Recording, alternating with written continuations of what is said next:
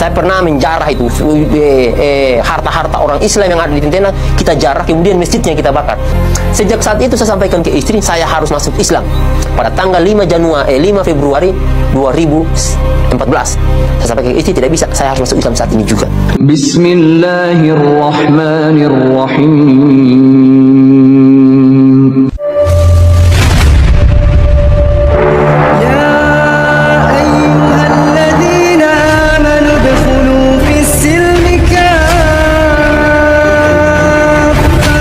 Mengapa saya memilih agama Islam yang notabene-nya agama Islam itu agama yang saya paling benci? Teman-teman orang Poso, Sulawesi Tengah pasti tahu saya. Ya, ketika kerusuhan Poso, saya orang yang bela agama Kristen. Teman-teman orang Kristen di kampung saya itu, di Bategen itu pasti tahu saya. Saya pernah menjarah itu harta-harta orang Islam yang ada di Tentena, kita jarah, kemudian masjidnya kita bakar. Jadi kalau teman-teman bilang saya bukan Kristen sejati, oh salah. Saya Kristen sejati, saya pejuang dulu. Pasukan Kristus dulu saya. Nah, kemudian apa yang menjadikan saya masuk Islam? Tentunya ada alasan dong. Alasan saya tidak pernah belajar Al-Quran, teman-teman. Jujur saja, saya masuk Islam itu dulu hanya ingin mencoba 1-2 tahun, 3 tahun, 4 tahun, sampai 5 tahun. Sehingga saya dulu kan pernah bersumpah dengan mertua saya dulu itu. Saya bilang sama mertua saya bersumpah, kalau seandainya 10 tahun masa keislaman saya tidak dapat kebenaran atau agama Islam ini bohong, maka Allah akan matikan saya.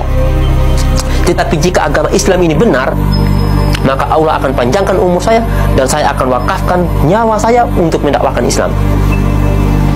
Apa ayat yang saya dapat dalam Alkitab kemudian yang menggiring saya atau mengajak saya untuk masuk Islam? Saya jelaskan satu persatu. Saya belum pernah belajar Al-Quran loh.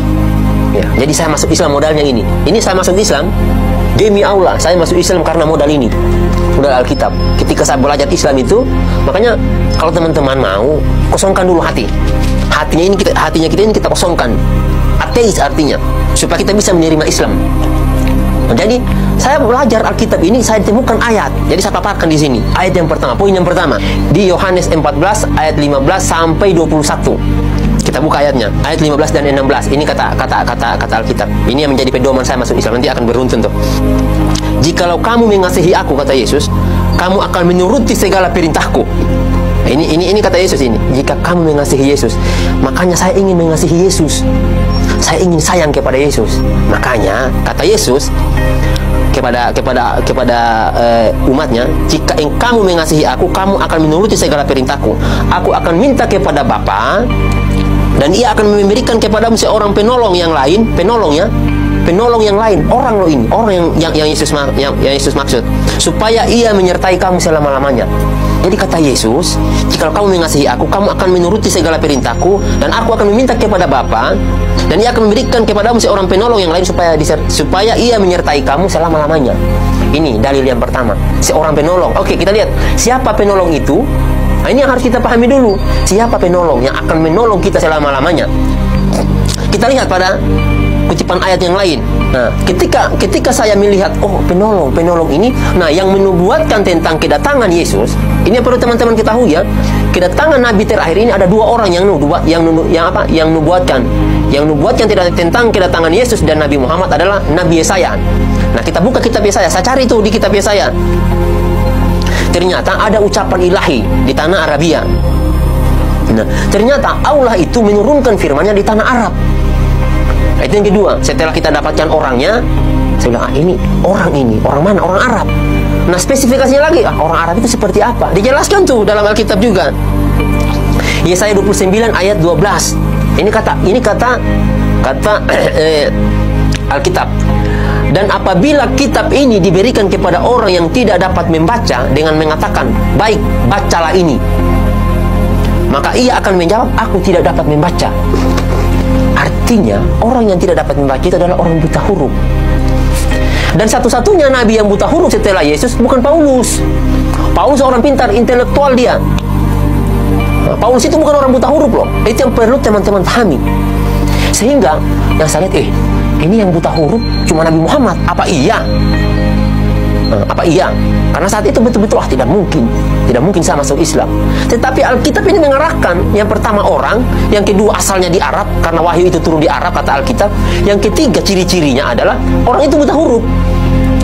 orang Arab buta huruf. Siapa kalau bukan Nabi Muhammad? Nah, ini dalilnya sehingga saya memutuskan saya harus masuk Islam.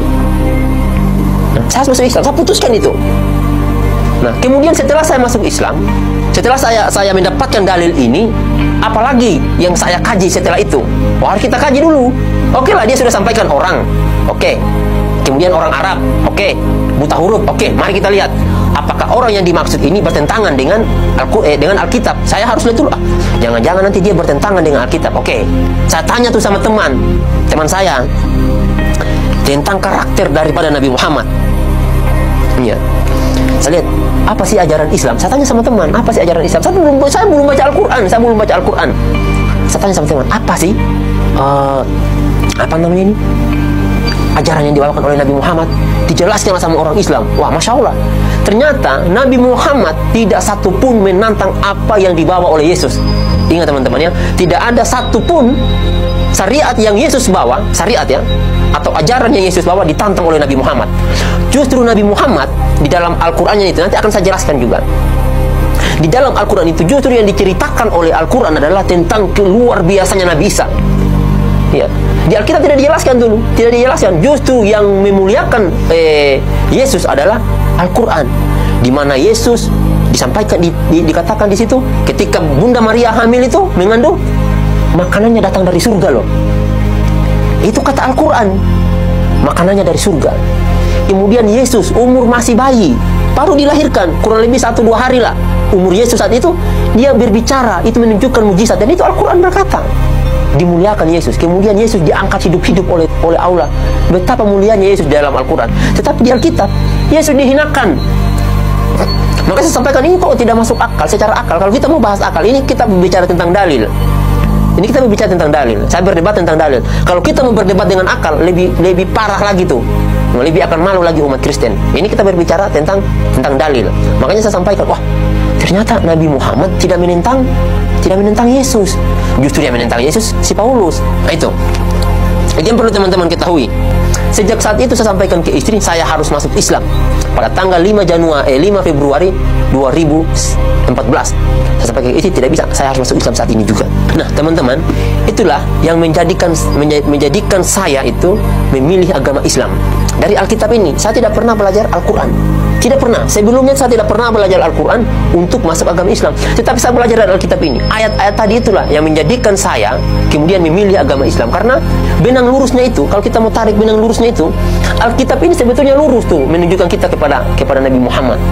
Ya, hanya saja yang menyelewengkan ayat-ayat ini, yang mentafsirkan ayat-ayat ini, yang tidak menyampaikan kepada jemaat itu adalah pendeta.